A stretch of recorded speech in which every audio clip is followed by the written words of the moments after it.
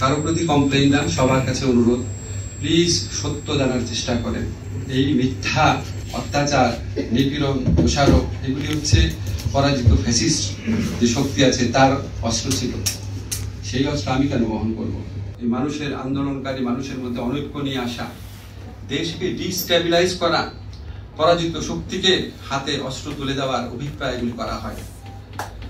এবং তখন মনে হয় এই দেশকে ঘিরে আমাদের এক প্রতিবেশীর যে স্ক্রিপ্ট আছে না, এই দেশে আমরা এই শেখ হাসিনা চলে গেলে দেশ আর কেউ চালিয়ে দেওয়া পারবে না, অথবা দেশ উগ্রবাদীদের খপ্পরে পড়বে, তার কোনো বিকল্প নাই। এই ভারতীয় স্ক্রিপ্ট এখানে রূপায়িত করার কাজে নেমেছে কিছু মানুষ। নাহলে তাদের কি স্বার্থ আছে? 16 বছর 17 বছরে আওয়ামী লীগ কি করেছে আপনি সেগুলি ইনভেস্টিগেশন করে দেখান, মানুষকে বলেন এটা করেন, এটা করেন, কনস্ট্রাকটিভ ওয়েতে বলেন, কনস্ট্রাকটিভ ওয়েতে বলেন। আপনি আমার যদি বলেন একটা আইন করে আমি পিপিজিপি নিয়োগ করব, এটা তো কনস্ট্রাকটিভ সাজেশন হলো না রে ভাই। আমাকে কনস্ট্রাকটিভ সাজেশন দেন, আমি কি করতাম? আমি কোর্ট খালি রাখতাম? কি করতাম? আপনাদের সবার কাছে প্রশ্ন করলাম, কি করতাম আমি? কি করব? এখন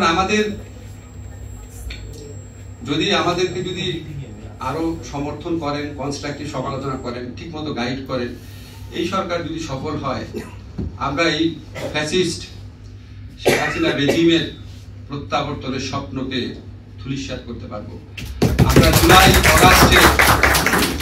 জুলাই অগাস্টে যারা প্রাণ দিয়েছে, যারা অঙ্গহানি ঘটছে, তাদের আত্মদানের মিনিমাম একটা মূল্যায়ন করতে পারবো, তাদের প্রত্যাশাকে এগিয়ে নিতে পারবো। আমরা যদি নিজেরা ঝগড়াঝাটি করি, নিজেরা উৎসাহ ঘটাই, চরিত্র হনন করি, মিথ্যা তথ্য দেই, তাহলে তো আমাদের ছাত্র জনতার যে আত্মবলিদান সেটার প্রতি অশ্রদ্ধা জানানো হয়।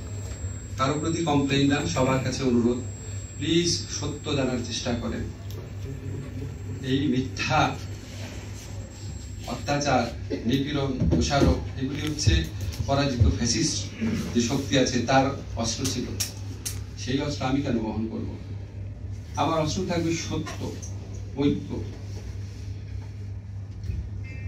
শোষণ মুক্তি, বৈষম্য মুক্তি। সব কথা শেষ করার আগে একটা জাস্ট ঘটনা বলে নেই, তাহলে বোধহয় আমার জুলাই যারা ছাত্র আন্দোলনের নেতৃত্ব ছিলেন তাদের প্রতি শ্রদ্ধা জানানো হবে।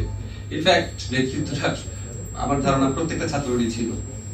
আমরা যেমন ফেস দেখছেন, ঢাকা ইউনিভার্সিটির আমি তো জানি ঢাকা ইউনিভার্সিটি কত শিক্ষক ছিল। এই যে রাখাল দা বলো, সাদা দলের শিক্ষকরা নেমেছিল, আমি জানি কত শিক্ষকদের অবদান ছিল। আমাকে যে শিক্ষকটা আশ্রয় দিয়েছে, পুলিশ যদি খুঁজতে খুঁজতে সেখানে আসতো, তার পুরা ফ্যামিলির কি অবস্থা হতো? তার পুরা ফ্যামিলি, তার 2 মেয়ে, স্ত্রী, প্রত্যেকে সাপোর্ট করেছে।